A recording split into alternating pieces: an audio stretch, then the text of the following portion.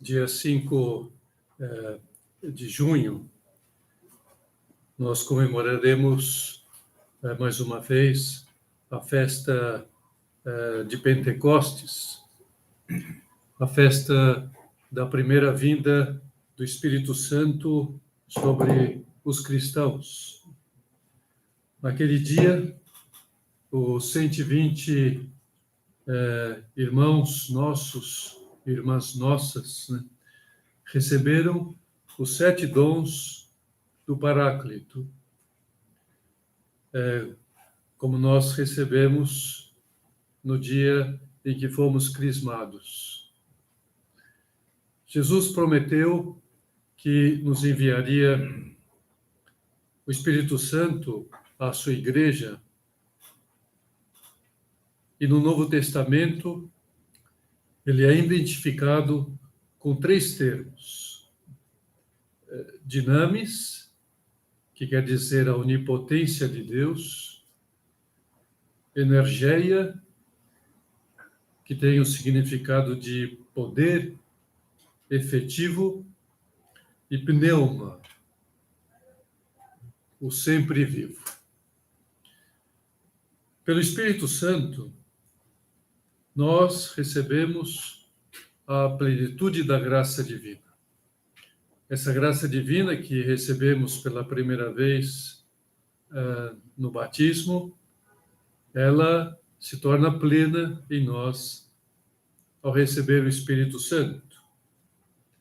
E essa plenitude de graça, ela é identificada como os 7 dons. O Novo Testamento enumera a lista desses dons em diversas passagens, tanto nas cartas aos Romanos, como na carta aos Coríntios, Efésios. Pedro também, na sua carta, fala sobre esses dons. E a exegese dessas passagens concluiu que são 7 esses dons, a saber, sabedoria, inteligência, conselho, ciência, fortaleza, piedade e temor de Deus. Por esses dons, o Espírito Santo concede aos cristãos, aos batizados, umas determinadas forças espirituais.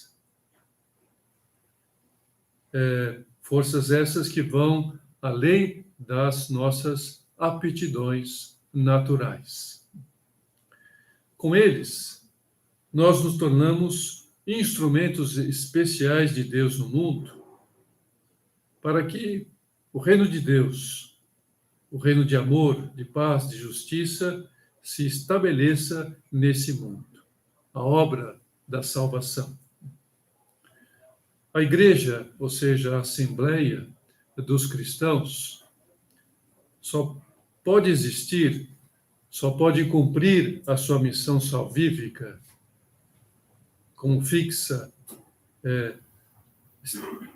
como a verdade, né, que está claramente anunciada no primeiro dia da igreja, que foi o dia de Pentecostes, porque naquele dia o Espírito Santo atuou com seus dons através dos cristãos que eram dóceis a Jesus Cristo, fiéis a Jesus Cristo, que permaneceram fiéis a Jesus Cristo, a sua doutrina, a sua palavra, a seus ensinamentos. E por eles, aqueles cristãos fiéis, eles falaram em línguas para que Deus fosse anunciado para todas as nações que estavam presentes naquele dia de Pentecostes. pegando fogo naqueles corações. Jesus Cristo diz que o Espírito Santo sopra onde quer. É um vento que sopra em todas as direções, em direções diferentes.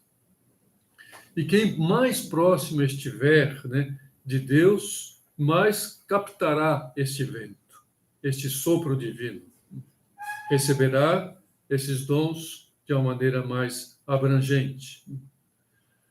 E assim é que o Espírito Santo vai edificando a sua igreja, para que ela chegue a todos os lugares, a todas as nações, todas as pessoas de todos os tempos, para que, então, muitos possam se salvar, né? Tendo sempre como pedra angular dessa edificação Jesus Cristo. Então, o Espírito Santo vai edificando, né, essa igreja, tendo como base e fundamento Jesus Cristo. Ou seja, pelos 7 dons, o Espírito Santo vai configurando com Cristo os homens e as mulheres fiéis, que mantêm-se fiéis aos seus compromissos batismais. Vão sendo no mundo um outro Cristo, o mesmo Cristo. Vão atuando como Cristo atuou, com o Espírito de Cristo. Vão consagrando o mundo para Deus. Isso que o Espírito Santo realiza através daqueles que recebem esse seu vento, esse seu sopro, esses seus dons. Não somos nós que edificamos a igreja. Nenhum de nós, nenhum homem edifica a igreja. É o Espírito Santo que edifica, através de trabalhadores, de operários que são dóceis à sua organização, a seu arquiteto. Cumprir os ensinamentos de Cristo, que ouvem, escutam, atendem esses ensinamentos que vêm através do Espírito Santo. Ou seja, o Espírito Santo vai atuando intimamente através desses 7 dons. O Espírito Santo atua através de quem escreve um livro maravilhoso, a quem dá uma boa palestra, quem educa firmemente os seus filhos, quem realiza com perfeição o seu trabalho profissional, quem cria um ambiente agradável onde está, quem vive bem as virtudes, quem recebe bem preparados os sacramentos. Então, o Espírito Santo vai atuando nessas almas, nessas pessoas, nesses homens e nessas mulheres, através dessa sua ação. Todos nós somos mestres de obra ou operários. Quem edifica a igreja é o Espírito Santo.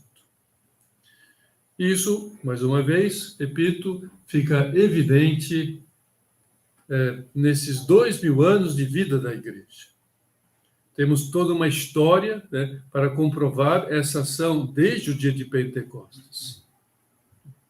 Só o fato da igreja estar viva hoje, nós estamos aqui falando da igreja, somos igreja, estamos aqui, né, nesta casa, neste capela, neste oratório, onde Jesus Cristo está presente, somos igreja. Só o fato disto, 2000 anos está aqui, comprova a ação do Espírito Santo, a edificação da igreja, né?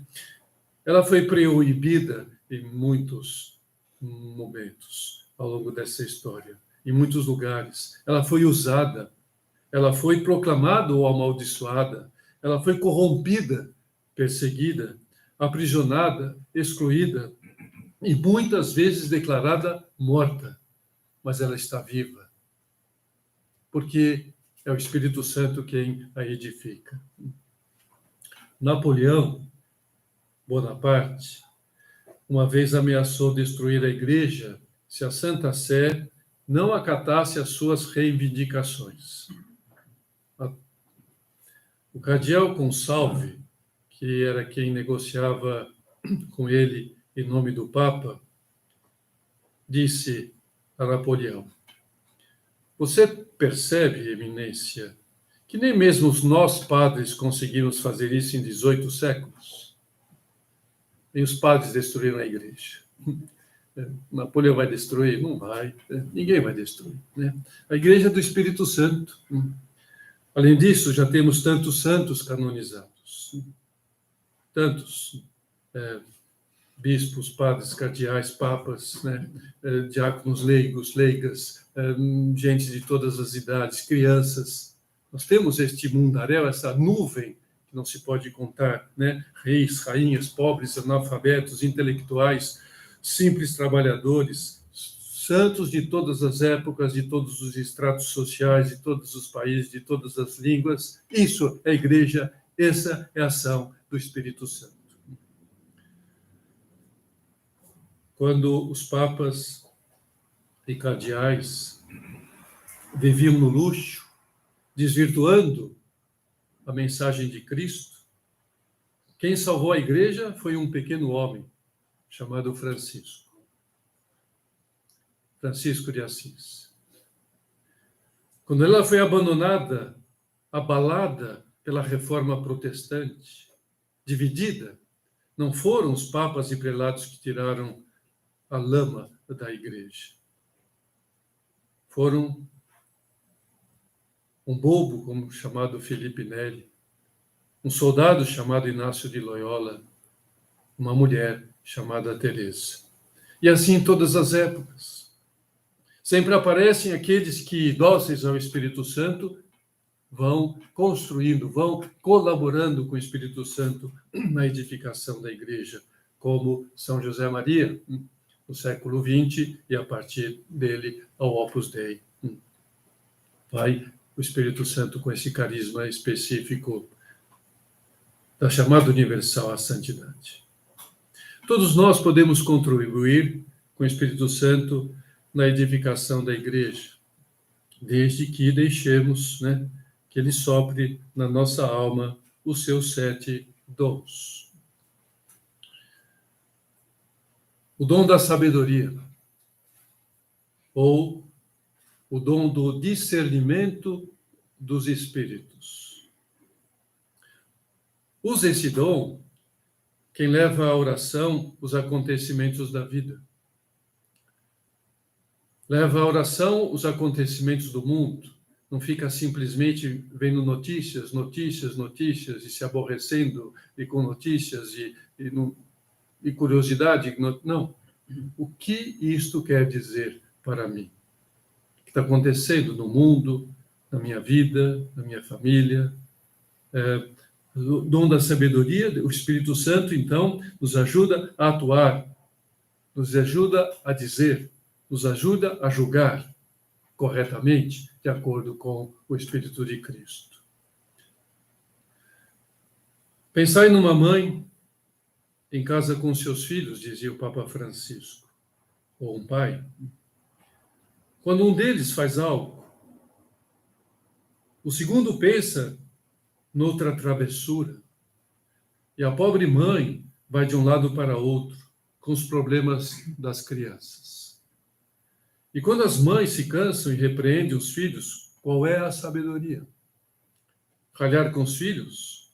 Pergunto-vos, isso é sabedoria? O que dizeis? É sabedoria ou não? E o Papa responde, não é ralhar, não é brigar, não é levantar a voz, não é bater. Ao contrário, quando a mãe bate no seu filho e o repreende docilmente, dizendo, não faça isto por este motivo, explica-lhe com paciência por que não deve fazer aquilo, não deve se comportar assim, não deve dizer isto. Isto é a sabedoria de Deus. E quando nos dá o Espírito Santo na vida, além disso, por exemplo, no matrimônio, os dois cônjuges, o esposo e a esposa, brigam e depois não se olham no rosto. Ou quando se olham, fazem-no de cara torta. Isto é sabedoria de Deus? Não. Ao contrário, quando dizem, bem, passou a tempestade, façamos as pazes. Isso é sabedoria. retoma um caminho e segue em frente, em paz. Nisso consiste o dom da sabedoria, que haja em casa, com as crianças e com todos nós. Isso não se aprende. Trata-se de um dom do Espírito Santo. Outro dom é o dom da inteligência, que significa não permanecer meramente na superfície dos fatos, dos acontecimentos, para tentar descobrir qual é a vontade de Deus para mim, o que Ele quer de mim aqui e agora, nessa circunstância, neste momento, né? O dom da inteligência faz-nos ver as coisas com os olhos, né, da alma. Aquilo que os olhos da carne não veem, nem os ouvidos ouvem, nem o coração humano imagina. Porque é um sopro do Espírito Santo. É uma mensagem divina que entra na alma, instrui. Tais são os bens que Deus tem preparado para aqueles que o amam.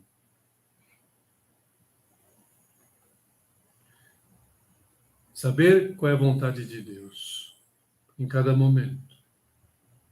Isto é o dom da inteligência. A igreja precisa, para ser edificada, para que o Espírito Santo edifique a igreja, do dom de conselho.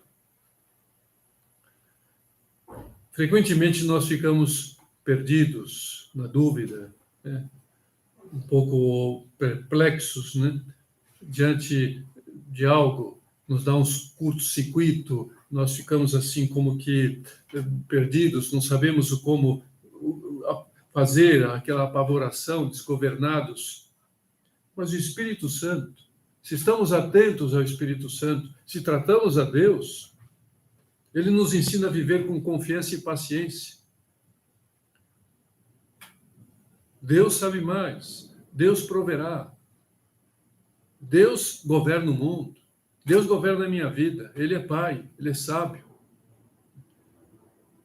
E se a situação não melhora, não se resolve, é porque não está na hora. Porque, como também diz a Sagrada Escritura, para Deus, um dia é como 1000, 1000 é como um. Se Ele quer que as coisas se resolvam num ato, Ele resolve. Se quer que se resolva de uma maneira mais estendida no tempo, é assim que Ele quer. As coisas, Ele intervirá, Ele vem, atua.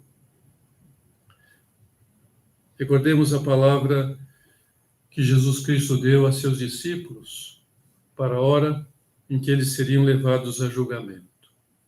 Quando fortes presos, não vos preocupeis, nem pela maneira com que haveis de falar, nem pelo que haveis de dizer. Naquele momento, ser-vos-á inspirado o que haveis de dizer, porque não sereis vós que falareis, mas o Espírito Santo que falará em vós. A igreja precisa também do dom da ciência. E, evidentemente, que isso não se refere simplesmente à ciência humana, ainda que podemos, evidente, que com a nossa intelectualidade, nossa preparação profissional, nossos conhecimentos, nossos estudos, fundamentar, né, bem humanamente, pessoalmente, esse dom da ciência espiritual, nossos conhecimentos, mas o dom da ciência não é simplesmente um conhecimento das coisas humanas, da ciência humana, né? Mas é aquilo que Jesus Cristo mostrou à samaritana.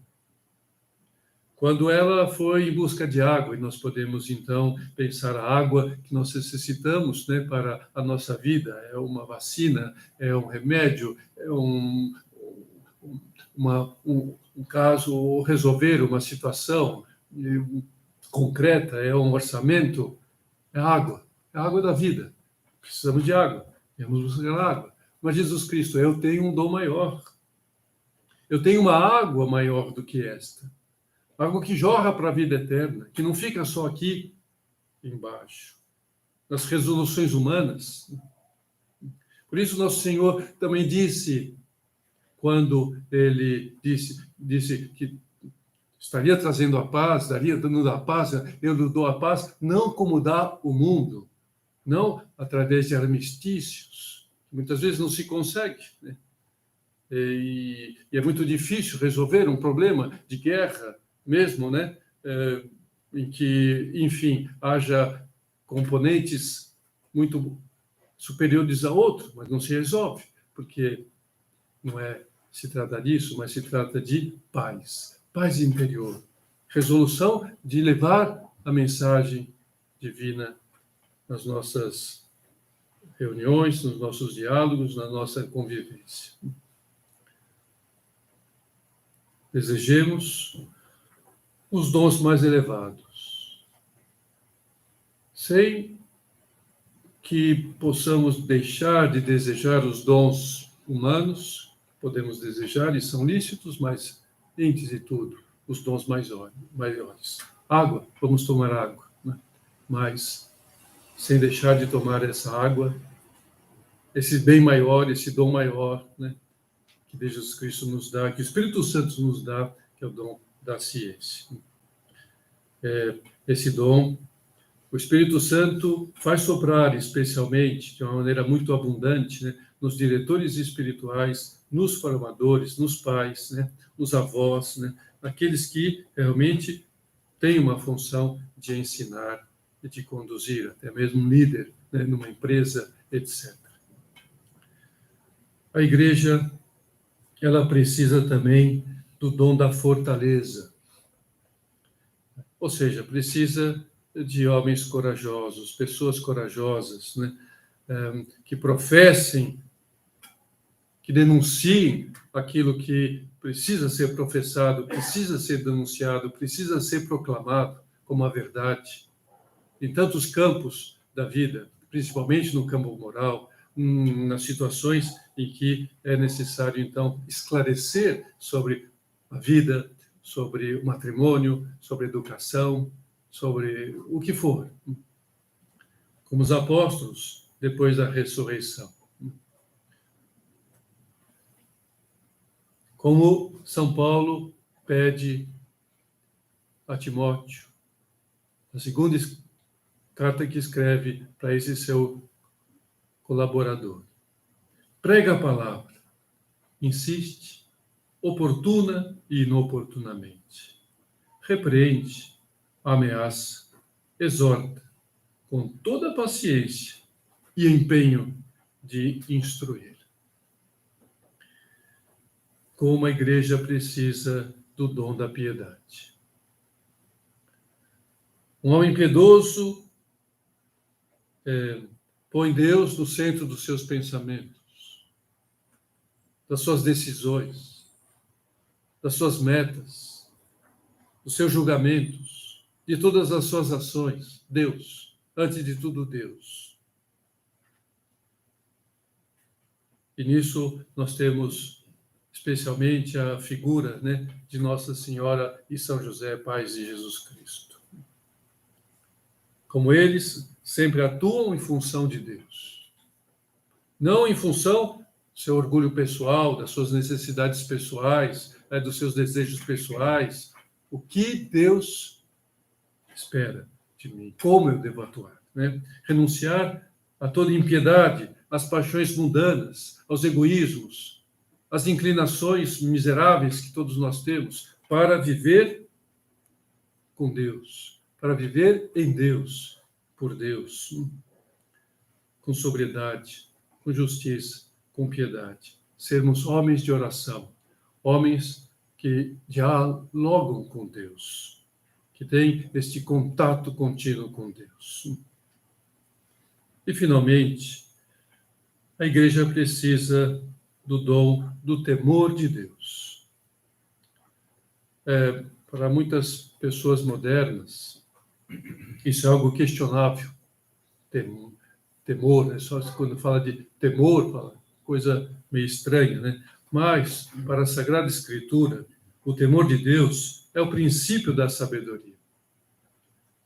O dom maior da sabedoria, ela pode ser alcançada através desse dom menor, que é o temor de Deus, que é temer ofender a Deus, temer não fazer aquilo que Deus quer que façamos, temer não ser fiéis a Deus, temer não viver os compromissos batismais, temer, né? Temer chocar a Deus, temer não sermos fiéis a Deus, viver conforme os seus mandamentos, não transgredir os seus princípios que ele nos pede.